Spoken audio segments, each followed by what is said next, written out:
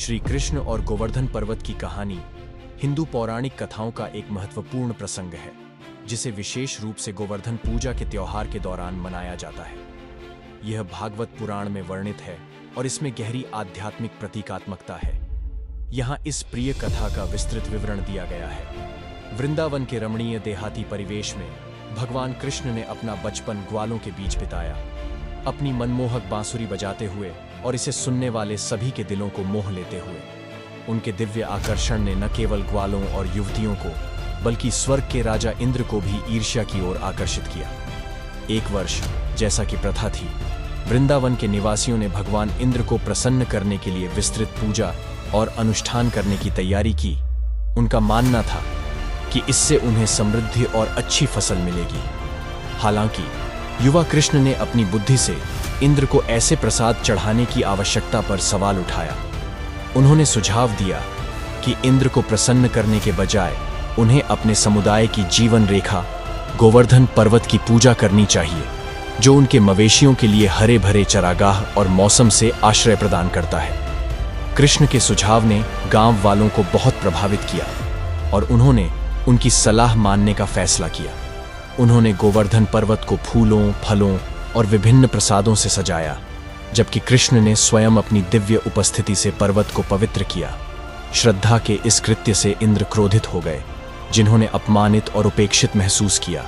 क्रोध में आकर उन्होंने गांव वालों को उन्हें छोड़ने के लिए दंडित करने का फैसला किया। इंद्र ने काले बादलों और मूसलाधार बारिश को बुलाया, जिससे वृंदावन पर विनाशकारी तूफान आ गया। आसमान से लगातार बारिश हो रही थी और नदियां उफान पर थीं, जिससे पूरे गांव में बाढ़ आने का खतरा था। भयभीत और असहाय गांव वालों ने कृष्ण की शरण ली, जिन्होंने हमेशा दयालु रहते हुए उन्हें सुरक्षा का आश्वासन दिया। इंद्र के क्रोध से गांव वालों को बचाने के लिए कृष्ण ने अपना सर्वशक्तिमान रूप प्रकट किया और अपनी छोटी उंगली से गोवर्धन पर्वत को आसानी से उठा लिया। विशाल पर्वत एक विशाल छत्र बन गया, जिसके नीचे गांव वालों ने अपने पशुओं के साथ भयंकर तूफान से बचने के लिए शरण ली। 7 दिन और रात तक कृष्ण ने गोवर्धन पर्वत को ऊपर उठाकर वृंदावन के निवासियों को अडिग सुरक्षा प्रदान की। कृष्ण की अद्वितीय शक्ति और अपने भक्तों के प्रति समर्पण को देखकर इंद्र को अपने अहंकार और मूर्खता का एहसास हुआ। उन्होंने कृष्ण को सर्वोच्च भगवान, सभी प्राणियों के रक्षक के रूप में पहचाना और विनम्रतापूर्वक उनसे क्षमा मांगने के लिए संपर्क किया। कृष्ण ने अपनी उदारता में इंद्र को क्षमा कर दिया और प्राकृतिक व्यवस्था में संतुलन बहाल कर दिया। गोवर्धन पर्वत को उठाने की घटना हिंदू दर्शन में कई गहन शिक्षाओं का प्रतीक है। यह ब्रह्मांड के अंतिम रक्षक और पालनकर्ता के रूप में कृष्ण की सर्वोच्चता को रेखांकित करता है। यह भक्ति और विश्वास की शक्ति पर जोर देता है, जो पहाड़ों या इस मामले में पहाड़ियों को हिला सकता है और देवताओं को भी चुनौती दे सकता है। इसके अलावा यह विनम्रता और गर्व और अहंकार के परिणामों को सिखाता है। तूफान थमने और इंद्र के अहंकार के शांत होने के बाद कृष्ण ने धीरे से गोवर्धन पर्वत को उसके सही स्थान पर वापस रख दिया। कृतज्ञता और विस्मय से अभिभूत ग्रामीणों ने कृष्ण की विजय का जश्न हर्षोल्लास के साथ मनाया और स्तुति के भजन गाए।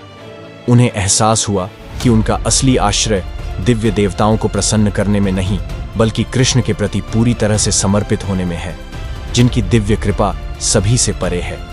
इस प्रकार श्री कृष्ण और गोवर्धन पर्वत की कथा को गोवर्धन पूजा के माध्यम से संजोया और मनाया जाता है, जहां भक्त गोबर से छोटे छोटे टीले बनाते हैं और गोवर्धन पर्वत की पूजा और कृष्ण की दिव्य सुरक्षा के प्रतीक के रूप में विभिन्न व्यंजन चढ़ाते हैं। संक्षेप में, श्री कृष्ण और गोवर्धन पर्वत की कहानी सर्वोच्च भगवान और उनके भक्तों के बीच शाश्वत बंधन का उदाहरण है, जो यह दर्शाती है कि शुद्ध प्रेम और अटूट विश्वास सभी प्रतिकूलताओं पर विजय प्राप्त कर सकता है और ब्रह्मांड में सद्भाव स्थापित कर सकता है।